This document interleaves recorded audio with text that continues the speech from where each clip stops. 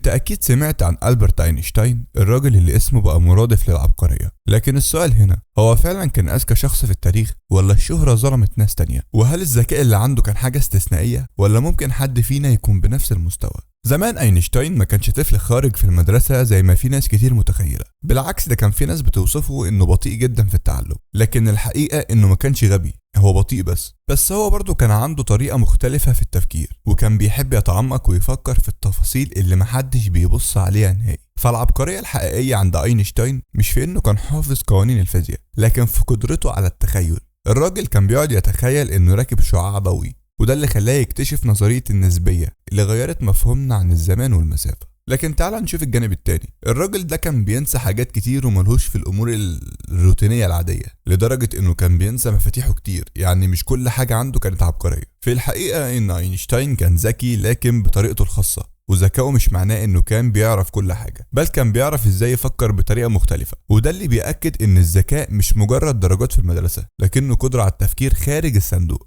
وبس كده، ولو عجبتك الحلقة ما تنساش تعمل اللايك والشير وسبسكرايب عشان تشوف فيديوهات اكتر عن الشخصيات العظيمة دي.